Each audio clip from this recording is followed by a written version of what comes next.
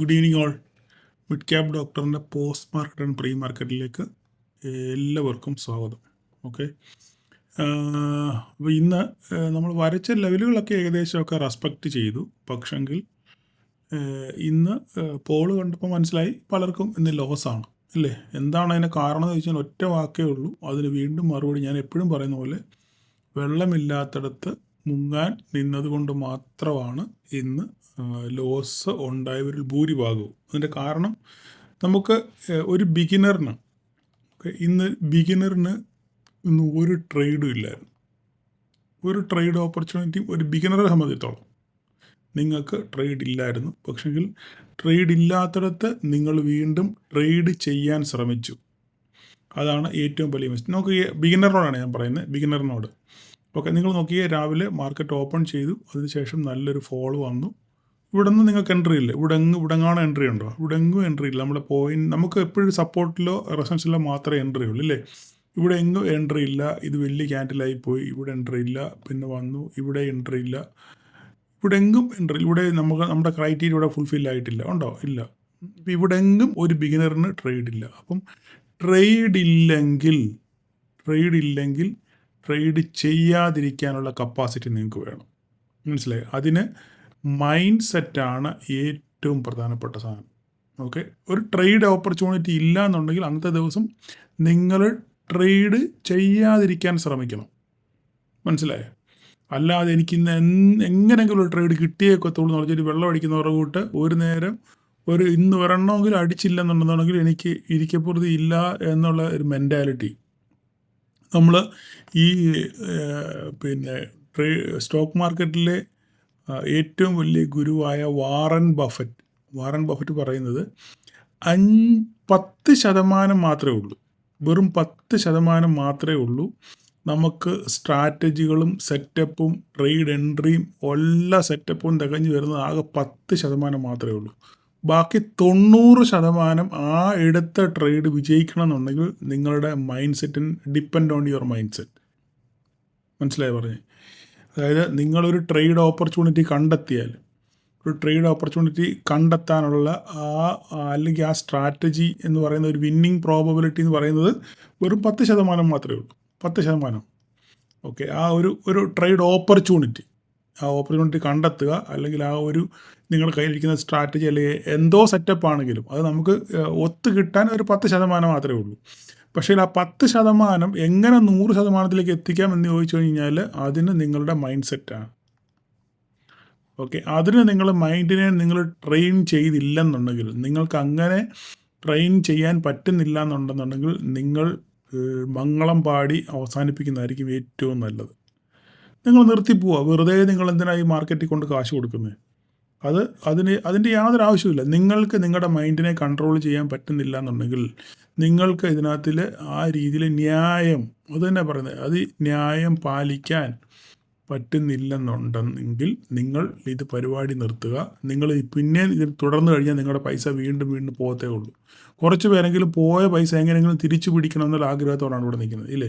ഈ പോയ പൈസ തിരിച്ചു പിടിക്കണമെങ്കിൽ നിങ്ങൾക്ക് ഇത് തന്നെ വേണം. എന്താണ്? മൈൻഡ് സെറ്റ് വേണം. അതായത് ന്യായം പാലിക്കുക. നിങ്ങൾക്ക് ന്യായം പാലിക്കുക, അല്ല ഇവിടെ പറയുന്ന കാര്യങ്ങൾ അംഗീകരിച്ച് മുമ്പോട്ട് പോകാൻ പറ്റുന്നെങ്കിൽ മാത്രമേ നിങ്ങളിതിൽ നിൽക്കാവൂ. ഇല്ലെങ്കിൽ നിങ്ങൾ വെച്ചൊഴിഞ്ഞു പോകും. ഇന്നിപ്പോൾ അവിടെ പുതിയ ഗ്രൂപ്പിൽ നിന്ന് രണ്ടോ മൂന്നോ പേര് ലെഫ്റ്റായിപ്പോയി.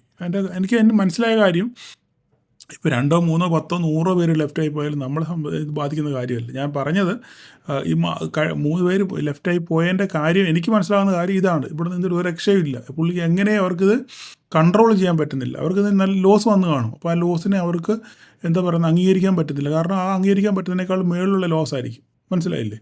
അപ്പം ഞാൻ പറഞ്ഞതിൻ്റെ താല്പര്യം, ഇപ്പോൾ ആര് വന്നാലും പോയാലും നമുക്ക് വിഷയമുള്ള കാര്യമല്ല. ഇതിപ്പോൾ ഈ വാട്സപ്പ് ഗ്രൂപ്പ് ഇല്ലെങ്കിൽ എന്നെ സംബന്ധിച്ച് വല്ല പ്രശ്നമൊന്നും ഇല്ല. നമുക്ക് യാതൊരുവിധ കമ്മിറ്റ്മെൻറ്റും ഇല്ല. പിന്നെ ഏതെങ്കിലും രീതിയിൽ ആർക്കെങ്കിലും ഹെൽപ്പ് ആകുന്നെങ്കിൽ ആയിക്കോട്ടെ എന്ന് വിചാരിച്ച് മാത്രമാണ് ആ വാട്സപ്പ് ഗ്രൂപ്പ് അവിടെ അങ്ങനെ ഓടിക്കൊണ്ടിരിക്കുന്നത്. ഓക്കെ, അത് കുറച്ച് പേർക്കൊക്കെ ഉപകാരമുണ്ട്, കുറച്ച് പേർ അതുമൂലം പ്രയോജനം ഉണ്ടായി അവർക്ക് ബെനിഫിറ്റ് ഉണ്ടാകുന്നുണ്ട്. പിന്നെ ഈ കണ്ണു അടച്ച് എന്തും രാവിലെ വന്ന് എനിക്ക് ട്രേഡ് എടുത്തേ ഒക്കത്തുള്ളൂ എന്ന് നിർബന്ധം പിടിക്കുന്നവരോട് ഞാൻ എന്ത് പറയണ്ടേ? അപ്പം ഒറ്റ കാര്യം എനിക്ക് പറയാനുള്ളൂ. ഇപ്പം ഞാൻ പറയാം, ഒരു ലാഭം ഉണ്ടായാലും നഷ്ടം ഉണ്ടായാലും ലാഭം ഉണ്ടായാലും ഞാൻ നേരത്തെ ഒരു തിയറി ഉണ്ടാക്കിയിട്ടുണ്ട്, അതൊരു 10 പോയിന്റ് ഉണ്ടാക്കി വെച്ചിട്ടുണ്ട്. അതിലൊരു തിയറിയാണ്. ഓക്കെ, ലാഭം ഉണ്ടാകുമ്പോൾ അമിത സന്തോഷം, നഷ്ടം ഉണ്ടാകുമ്പോൾ അമിത ദുഃഖവും നമ്മളെ ഭരിക്കാൻ പാടില്ല. മനസ്സിലായോ? ഒന്നുകൂടെ പറയാം. ഒരു ദിവസം ഭയങ്കര ലാഭം ഉണ്ടായി. ലാഭം ഉണ്ടാകുമ്പം അമിത സന്തോഷം ഒരിക്കലും നമ്മളെ ഭരിക്കാൻ പാടില്ല. കാരണം ഇതിലൊരു മറുവശമുണ്ട്. എന്താണ്? ഒരു ലോസ് വരാനുള്ള സാധ്യത മറുവശത്തുണ്ട്. നമ്മൾ ഒരു ദിവസം ലാഭം എടുത്തു, നമ്മളുടെ ഭാഗ്യം കൊണ്ടോ അല്ല നമ്മുടെ സ്ട്രാറ്റജി കൊണ്ടോ അല്ല നമ്മുടെ മൈൻഡ് സെറ്റ് കൊണ്ടോ അല്ലെ നമ്മൾ ചെയ്ത അന്നേരം ഇറങ്ങാൻ കാണിച്ച ഒരു കഴിവ് കൊണ്ടോ നമ്മൾ ഒരു പക്ഷേ ലാഭത്തിലെത്തിയിരിക്കാം ഇല്ലേ? ബട്ട് ഇതിലൊരു മറു സൈഡുണ്ട്, അപ്പുറം ഒരു സൈഡുണ്ട്. അവിടെ എന്താണ്? നഷ്ടമാണ്. ആ നഷ്ടത്തെ നമ്മൾ എങ്ങനെ മാനേജ് ചെയ്യുന്നത്? നമ്മുടെ സ്റ്റോപ്പ് ലോസ് കൊണ്ടാണ് മാനേജ് ചെയ്യേണ്ടത്. അപ്പോൾ ലാഭം കിട്ടുമ്പോൾ അമിത സന്തോഷമോ അല്ലെങ്കിൽ നഷ്ടം വരുമ്പം അമിത നിരാശയോ നമ്മളെ ഒരിക്കലും ഭരിക്കാൻ പാടില്ല. അങ്ങനെ ഭരിച്ചു കഴിഞ്ഞാൽ നിങ്ങൾ മാർക്കറ്റിൽ നിന്ന് ഔട്ടായി പോകും. പിന്നെ നിങ്ങൾക്ക് ട്രേഡ് ചെയ്യാൻ പറ്റാതായി വരും. മനസ്സിലായോ? നിങ്ങൾക്ക് പിന്നെ മെൻ്റൽ ടെൻഷനാകും. നിങ്ങൾക്ക് പല രീതിയിൽ നമുക്ക് ആ ട്രേഡിനെ മുന്നോട്ട് കൊണ്ടുപോകാൻ പറ്റാതെ വരും. അതുകൊണ്ടാണ് ഞാൻ പറയുന്നത് സ്റ്റോപ്പ് ലോസ് കൊണ്ട് നിങ്ങൾ മാനേജ് ചെയ്യണം എന്ന് പറയുന്നതിന് പ്രധാനപ്പെട്ട കാര്യം അതാണ്, അല്ലേ? നമുക്ക് സ്റ്റോപ്പ് ലോസ് ചെറുതാണെങ്കിൽ ഇപ്പം 500 രൂപ 750 രൂപ നമുക്ക് ലോസ് ഉണ്ടാക്കണമെങ്കിൽ ഓക്കെ, സഹിക്കുള്ള നമുക്ക് നാളെ ഏതെങ്കിലും മാനേജ് ചെയ്യാം. അല്ല, ഒരു 1000 രൂപയ്ക്ക് താഴെയാണ് ലോസെങ്കിൽ നമുക്ക് എങ്ങനെയെങ്കിലും മാനേജ് ചെയ്യാം എന്നുള്ളത്. ഇപ്പോൾ 10,000 രൂപ വെച്ച് ട്രേഡ് ചെയ്യുന്ന ഒരാൾ ഒരു ദിവസം 1000 രൂപ ലോസ് ഉണ്ടായി കഴിഞ്ഞാൽ ഓക്കെ, നമുക്ക് സഹിക്കബിളാണ്. 10% പോയി, അത് തന്നെ കൂടുതലാണ്. എങ്കിലും നമുക്കത് എങ്ങനെയുള്ള മാനേജബിളാണ്. ഇല്ല, ഈ 10,000 കൊണ്ടുവന്നിട്ട് 5000 രൂപയും മാർക്കറ്റിന് കൊടുത്തിട്ട് നമ്മൾ നിർവൃതി അടയുവാണെങ്കിലോ എന്താ സംഭവിക്കുന്നത്? അപ്പോൾ നമുക്ക് മെൻ്റൽ ടെൻഷൻ വളരെ കൂടുതലായിരിക്കും. ഇതാണ് മാർക്കറ്റ് സംഭവിക്കുക. അതുകൊണ്ടാണ് നിങ്ങളോട് പറയുന്നത്, നിങ്ങൾക്ക് ട്രേഡ് ഓപ്പർച്യൂണിറ്റി ഉള്ളപ്പോൾ മാത്രമേ നിങ്ങൾ ട്രേഡിന് കയറാവൂ. ബിഗിനേഴ്സ്, എക്സ്പീരിയൻസ് ആയിട്ടുള്ള ആൾക്കാർക്ക് കൂടെ ട്രേഡുണ്ട്. എക്സ്പീരിയൻസ് ആയിട്ടുള്ള കാര്യം ഞാൻ പറഞ്ഞുതരാം. ഇപ്പോൾ നോക്കിക്കേ, മാർക്കറ്റ് ഒന്നുകിൽ അവർ AM ഇങ്ങനെയുള്ള സാഹചര്യം, ഒന്ന് AM ഇട്ട് കഴിഞ്ഞാൽ അവർക്കൊരു ട്രേഡ് ഇവിടം വരെ കിട്ടും. അല്ല ഈ ഒരു ക്യാൻഡിലോ അല്ല ഇങ്ങോട്ടോ എവിടെയെങ്കിലും കിട്ടുമെന്ന് വിചാരിക്കാം. ഇല്ല എന്നുണ്ടെന്നുണ്ടെങ്കിൽ അവർ ഈ ഒരു ക്യാൻഡിൽ നോക്കിക്കഴിഞ്ഞുകൊണ്ട് ഇവിടുന്ന് ഒരു റിവേഴ്സൽ വന്നു, ഈ പോയിന്റിൽ ഈ മൂന്നാമത്തെ ക്യാൻഡിൽ വേണമെങ്കിൽ അവർക്കൊരു PE എൻട്രി നോക്കാം. ചെറിയ സ്റ്റോപ്പ് ലോസ്, ഇതിന് മുകളിൽ ഇവിടെ സ്റ്റോപ്പ് ലോസേ ഉള്ളൂ. ഇല്ല, ഇത് ബിഗിനേഴ്സിനല്ല, ഇത് ഓൺലി എക്സ്പീരിയൻസ്ഡ് ട്രേഡറാണ്. എക്സ്പീരിയൻസ്ഡ് ട്രേഡറിന് വേണ്ടിയുള്ള ട്രേഡാണിത്. മനസ്സിലായില്ലേ? അതിന് ശരി, അവർക്ക് താഴോട്ട് പിടിക്കാം. അങ്ങനെ എടുത്തവരുണ്ട്, ധാരാളം പേര് ട്രേഡ് എടുത്തവരുണ്ട്. ഈ ആദ്യത്തെ ഒരു അരമണിക്കൂറിനകം ട്രേഡ് അവസാനിപ്പിച്ച് വീട്ടിൽ പോയി ധാരാളം ആൾക്കാരുണ്ട്. സ്ക്രീൻഷോട്ട് ധാരാളം ഉണ്ട്. അപ്പോൾ അത് അവരുടെ എക്സ്പീരിയൻസ് ആണ്, അവരുടെ അവർക്ക് ആ വിന്നിങ് റിസ്ക് റിവാർഡാണ്. അവർക്കിപ്പം ഇവിടെ വരുമ്പോൾ ഇവിടെ ഒരു സ്റ്റോപ്പ് ലോസ് ഇട്ടുണ്ട്, അവർ ട്രേഡ് എടുത്തു. സ്റ്റോപ്പ് ലോസ് കഴിഞ്ഞാൽ അടിച്ചു, അത്രേ ഉള്ളൂ. പക്ഷേ ആ സ്റ്റോപ്പ് ലോസിൽ ഇറങ്ങാൻ അവർ തയ്യാറാണ്. മനസ്സിലായില്ലേ? അതിനുശേഷം അവർക്ക് ഓപ്പർച്യൂണിറ്റി കിട്ടി, അവർക്ക് അവിടെ നിന്ന് ഇറങ്ങി. പിന്നെ ഇങ്ങോട്ടൊന്നും ട്രേഡില്ല. പക്ഷേ ഇവിടെയും അടുത്ത ട്രേഡ് ഇവിടെ ഉണ്ട്. ഇവിടെ എങ്ങനെ ട്രേഡ്? ഇവിടെ ഒരു റിജക്ഷൻ, ഇവിടെ പലപ്പോഴും മുകളിലോട്ട് പോകാൻ വേണ്ടി റിജക്ഷൻ കാണിച്ചു, അതിനുശേഷം മോളിൽ പോയി, അതിനുശേഷം അവിടുന്ന് റിജക്ഷൻ വന്നു. പക്ഷേ ഈ റിജക്ഷൻ ക്യാൻഡിൽ നമുക്ക് ട്രേഡ് ഇല്ല. പക്ഷേ അടുത്തൊരു റെഡ് ക്യാൻഡിൽ, നല്ല രീതിയിലുള്ളൊരു റെഡ് ക്യാൻഡിൽ വീണു, ഇല്ലേ? ആ റെഡ് ക്യാൻഡിൽ വീണപ്പോഴും ഇവിടെ ചെറിയ സ്റ്റോപ്പ് ലോസാണ്, വെരി ചെറിയ സ്റ്റോപ്പ് ലോസാണ്. ഇവിടെ ഒരു ചെറിയ 10, 15, 20 പോയിൻറ്റിൻ്റെ സ്റ്റോപ്പ് ലോസേ ഉള്ളൂ, ഇല്ലേ? അപ്പോൾ 10 പോയിൻ്റ് നമുക്ക് പ്രീമിയം വരത്തുള്ളൂ. ആ സ്റ്റോപ്പ് ലോസിലോട്ട് നമുക്ക് കൂടുതൽ ട്രേഡ് നോക്കാം. സുന്ദരമായിട്ട് ആ എടുത്തവർക്ക് എന്ത് ചെയ്യാൻ പറ്റും? ഇവിടം വരെ എടുക്കാം. ഇവിടം വരെയോ അല്ലെങ്കിൽ ഈ ബോട്ടം വരെയോ അല്ല ഇവിടം വരെയോ ഒക്കെ നമുക്ക് ട്രേഡ് കിട്ടി. ഇവിടെ വന്നപ്പോഴേ ഞാൻ പറഞ്ഞു, ഇവിടെ എത്തിയപ്പോഴേ ഈ ഓരോ പോയിന്റിലെത്തുമ്പോഴും ഞാൻ ഗ്രൂപ്പിൽ പറയുന്നുണ്ട്, ഓരോ പോയിന്റിലെത്തുമ്പോഴും ഇത് വളരെ ഇമ്പോർട്ടൻ്റ് ലെവലാണ്. ഓരോ പ്രാവശ്യം സ്ക്രീൻഷോട്ട് ഞാൻ കാണിക്കാറുണ്ട്. ഇങ്ങനെയൊക്കെ കയ്യെ പിടിച്ച് നടത്തിയിട്ടും നിങ്ങൾക്ക് ലോസ് ആണെന്നുണ്ടെങ്കിൽ നിങ്ങളിതിന് കൊള്ളാവുന്നവരല്ല എന്ന് മാത്രമേ എനിക്ക് മറുപടി പറയാനുള്ളൂ. നിങ്ങളിതിന് കൊള്ളാവുന്നവരല്ല. കാരണം നിങ്ങളുടെ മൈൻഡിനെ നിങ്ങൾക്ക് നിയന്ത്രിക്കാൻ പറ്റുന്നില്ലെന്നുണ്ടെങ്കിൽ നിങ്ങളിത് അവസാനിപ്പിക്കുക. വെറുതെ മാർക്കറ്റിന് കാശ് കൊടുത്ത് എന്തിനാണ് നിർവൃതി അടയുന്നത്? അതുകൊണ്ട് ആ ഉള്ള കാശ് പോക്കറ്റിലിരിക്കുമല്ലോ. അതുകൊണ്ട് നിങ്ങൾ ഇന്ന് തീരുമാനം എടുക്കുക. ഓക്കെ, നിങ്ങൾക്ക് നിങ്ങളെ നിയന്ത്രിക്കാൻ പറ്റുന്നില്ല എന്നുണ്ടെന്നുണ്ടെങ്കിൽ നിങ്ങൾ ഇനി ഓപ്ഷൻ ബൈങ് ചെയ്യാതിരിക്കുക. പോയത് പോട്ടെ, വേറെ എന്തെങ്കിലും ജോലി സമ്പാദിപ്പിക്കുക. ഇതിനകത്ത് ഇന്ന് നിങ്ങളെക്കൊണ്ട് പറ്റത്തില്ല. നിങ്ങൾക്ക് പോയ പൈസ തിരിച്ചു പിടിക്കാൻ നിങ്ങളെക്കൊണ്ട് പറ്റത്തില്ല. കാരണം നിങ്ങളുടെ മൈൻഡ് സെറ്റ് ഇങ്ങനെയാണ്. നിങ്ങൾക്ക് ന്യായം പാലിക്കാൻ നിങ്ങൾ റെഡിയാണെന്നുണ്ടെങ്കിൽ നിങ്ങൾക്ക് രക്ഷപ്പെടാം. അങ്ങനെ രക്ഷപ്പെടുന്ന ധാരാളം ആൾക്കാരുണ്ട്, എക്സാമ്പിളുണ്ട്. ഇനി താഴത്തെ കമൻറ്റുകൾ നിങ്ങൾ വായിച്ച് നോക്കിയാൽ മതി. അല്ലാത്തവരോട് ഞാൻ എന്താ പറയേണ്ടത്? കാരണം ഇന്നത്തെ ആ പോള് കണ്ടോണ്ട് ഞാൻ പറയുന്നത്, എനിക്കിതൊന്നും പറയേണ്ട കാര്യമില്ല, എനിക്ക് എന്നും വന്ന് വീഡിയോ ചെയ്തിട്ട് പോയച്ചാൽ മതി. പക്ഷേ അങ്ങനെയല്ല ഞാൻ നിങ്ങളെ കാണുന്നതും നിങ്ങളോട് സംസാരിക്കുന്നതും നിങ്ങളോട് പെരുമാറുന്നതും വീഡിയോ ചെയ്യുന്നതെന്ന് ഞാൻ അങ്ങനെയല്ല. നിങ്ങളെല്ലാവരും രക്ഷപ്പെടണം എന്നുള്ള ആഗ്രഹം ഉള്ളതുകൊണ്ട് മാത്രമാണ് ഈ ഒരു വളരെ ലേറ്റ് നൈറ്റ് ആയിട്ട് ഞാൻ ഇന്നലത്തെ വീഡിയോ ചെയ്തപ്പോൾ ആൾക്കാർ പലരും കണ്ടിട്ടില്ല. എന്താ കാര്യം? ഞാൻ ലേറ്റായിട്ടാണ് വീഡിയോ ചെയ്ത്. ബട്ട് അതൊന്നും ഞാൻ ബോദർ ചെയ്യുന്നില്ല. ഇപ്പോൾ നിങ്ങൾ വിചാരിക്കും അങ്ങനെയാണ് എനിക്കിപ്പോൾ ഇതെന്ത് പൈസ കിട്ടാൻ വേണ്ടിയാണ് വിചാരിക്കുക. ഞാൻ വേണമെങ്കിൽ നിങ്ങളെ കാണിക്കാം. ഇപ്പോൾ ഒരു വീഡിയോ ചെയ്ത് കഴിഞ്ഞാൽ എനിക്ക് എത്ര പൈസ കിട്ടുന്നതെന്ന്.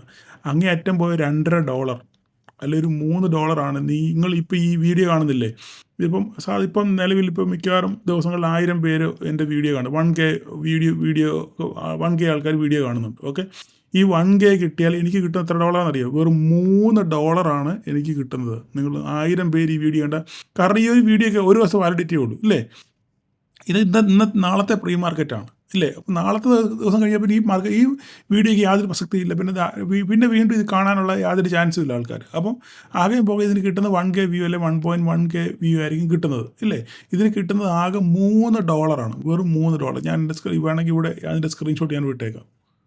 ഒരു ഇത് കിട്ടിക്കഴിഞ്ഞാൽ നമുക്ക് കിട്ടുന്നത് വെറും $3. $3 ഇപ്പോൾ 324 240 രൂപ അല്ല 250 രൂപയാണ് ഈ ഒരു വീഡിയോ ചെയ്താൽ എനിക്ക് കിട്ടുന്ന ബെനിഫിറ്റ് ഒരു ദിവസം. മനസ്സിലായി പറഞ്ഞത്? അല്ല മാക്സിമം പോയാൽ $3 അല്ലെ $3.5 ഇതാണ് കിട്ടുന്നത്. ഞാൻ എൻ്റെ സ്ക്രീൻഷോട്ട് വിട്ടേക്കാം എത്ര ഡോളറാണ് ഒരു ഇത് കിട്ടുന്നതെന്ന്. അപ്പോൾ നിങ്ങൾക്ക് ബോധ്യമാകും. അപ്പോൾ നിങ്ങൾ ആലോചിച്ച് നോക്കിക്കുക. അപ്പോൾ ഇതിൻ്റെ പുറകിൽ എന്തുമാത്രം എഫോർട്ട് എടുക്കുന്നുണ്ടെന്നുള്ളത് ഇതിനകത്ത് നിന്ന് എനിക്ക് എന്ത് പ്രതിഫലം കിട്ടുന്നുള്ള കാര്യം നിങ്ങൾ തന്നെ ചിന്തിച്ച് നോക്കും. അപ്പോൾ പിന്നെ ഞാൻ എന്തിനാണ് ഇതൊക്കെ പറയുന്നത് നിങ്ങളോട്? നിങ്ങൾ നന്നാകാൻ വേണ്ടിയാണ് പറയുന്നത്. അപ്പം നന്നാകാൻ വേണ്ടി പറയുന്നു. അപ്പോൾ സാമന്താനം നന്നപ്പേരെന്ന് പറഞ്ഞു കേട്ടിട്ടില്ല. ആദ്യം പറഞ്ഞു നോക്കും, പിന്നെ പ്രവർത്തിച്ച് നോക്കും, പിന്നെ തല്ലി നോക്കും, ഇല്ലെങ്കിൽ പിന്നെ പറഞ്ഞു വിടും. അത്രയേ ഉള്ളൂ. അവരോരോ വഴിക്ക് പറഞ്ഞു വിടുക, അത്രയേ ഉള്ളൂ. എങ്ങനെയും പോയി ജീവിക്കട്ടെ എന്ന് വിചാരിച്ചു. അപ്പോൾ ഇതൊക്കെയാണ് ഇവിടെ നടക്കുന്ന കാര്യങ്ങൾ. അപ്പോൾ അതുകൊണ്ട് ഞാൻ പറഞ്ഞ് പിന്നെയും ഉപദേശത്തിൻ്റെ വഴിയിലോട്ട് അങ്ങ് പോവുക. എന്താ ചെയ്യുന്നത്? അതുകൊണ്ട് വീണ്ടും നിങ്ങളോട് വളരെ സ്നേഹത്തോടെ ഞാൻ പറയുന്നു, ഓക്കെ, നിങ്ങൾ ന്യായം പാലിക്കുക. ട്രേഡ് ഉണ്ടെങ്കിൽ മാത്രം ട്രേഡ് ചെയ്യാൻ വേണ്ടി ശ്രമിക്കുക. ഓക്കെ, ഇന്നത്തെ മാർക്കറ്റിൽ ഇപ്പോൾ ഞാനിപ്പോൾ ഓൾറെഡി പറഞ്ഞു, ഓപ്പർച്യൂണിറ്റികളെല്ലാം ഞാൻ പറഞ്ഞില്ലേ. ഇപ്പോൾ മാർക്കറ്റ് ഇപ്പോൾ ഒരു യുദ്ധഭീതിയിലാണ് മാർക്കറ്റ് നിൽക്കുന്നത്. അപ്പം മാർക്കറ്റ് മുകളിലോട്ട് പോകുന്നു, താഴോട്ട് പോകുന്നു, ഒരു അൺസർട്ടനിറ്റിയാണ്. മാർക്കറ്റിൽ എന്ത് സംഭവിക്കും, എങ്ങനെയാണെന്ന് ഒരു പിടുത്തവും ഇല്ല. അപ്പോൾ ഇനി നാളെ ഇത് പറഞ്ഞ പോലെ തന്നെ ലെവലുകളൊന്നും വർക്ക് ചെയ്യണമെന്ന് യാതൊരു നിർബന്ധമില്ല. ഞാൻ പറഞ്ഞല്ലോ, ഇന്നലെ ഞാൻ ഓൾറെഡി ഒരു കാര്യം പറഞ്ഞു, അരിഞ്ഞരിഞ്ഞ് വീഴുന്ന മാർക്കറ്റ്, അതായത് ഗ്രൈൻഡ് ചെയ്ത് വരുന്ന മാർക്കറ്റാണെന്നുണ്ടെങ്കിൽ നമ്മുടെ ലെവലുകളൊക്കെ ഒരു റെസ്പെക്റ്റ് ചെയ്യും. കാരണം ഇന്ന് ഇതുപോലെ തന്നെ ഇതൊക്കെ വന്നു അങ്ങനെയാണ് നമ്മുടെ ലെവലുകൾ ഓൾമോസ്റ്റ് ഇവിടെയൊക്കെ റെസ്പെക്റ്റ് ചെയ്തത്. ഓക്കെ, അപ്പം അതുപോലെ കാണാൻ വരുവാണെങ്കിൽ മാത്രമേ ഈ ലെവലുകളൊക്കെ റെസ്പെക്ട് ചെയ്തിട്ടുള്ളൂ. അല്ലാതെ ഒരു സഡൻ ഫോളോ അല്ലെ സഡൻ ഗെയിനോ വരുവാണെന്നുണ്ടെങ്കിൽ ഒരു കാരണവശാലും നമ്മുടെ ലെവലുകളൊന്നും വർക്ക് ചെയ്യാനുള്ള സാധ്യത ഇല്ല എന്നുള്ളത്. പിന്നെ ട്രംപിൻ്റെ വായിൽ നിന്ന് എന്ത് വാചകമാണ് ഇന്ന് വീഴുന്നത് അതിനെ ഡിപ്പെൻഡ് ചെയ്തിരിക്കും മാർക്കറ്റ്. പക്ഷേ ഇപ്പം നോക്കിക്കഴിഞ്ഞാൽ ക്രൂഡൊക്കെ മുകളിലോട്ട് പോകുന്നുണ്ട്, ക്രൂഡ് മേലോട്ട് പറക്കുന്നുണ്ട്. പക്ഷേ അപ്പോൾ തന്നെ ഡൗ ജോൺസ് ഇപ്പോൾ പോസിറ്റീവ് സെൻറ്റിമെൻറ്റ്സിലാണ്. ഇപ്പം 200 ആയിരുന്നു നെഗറ്റീവ്, ഇപ്പോൾ വെറും 50 പോയിൻ്റായി. അപ്പം എന്തൊക്കെയോ ഓരോരോ വാർത്തകൾ ന്യൂസ് വരുമ്പോൾ ആ ന്യൂസിൻ്റെ പുറകെയാണ് മാർക്കറ്റ് പോകുന്നത്. അവിടെ നമ്മുടെ ലെവലുകളോ കാര്യങ്ങളൊന്നും വർക്ക് ചെയ്യത്തില്ല. എനിവേ നമുക്ക് നാളെ എന്തായാലും ഒരു ജസ്റ്റ് നോക്കിയേക്കാം എന്താണ് സംഭവിക്കുന്നത് എന്നുള്ളത്. ഓക്കെ, നാളെ എന്ത് സംഭവിക്കും. അപ്പോൾ നമുക്കിതിനകത്തിൽ ചെയ്യാൻ പറ്റുന്നത് വെച്ച് കഴിഞ്ഞാൽ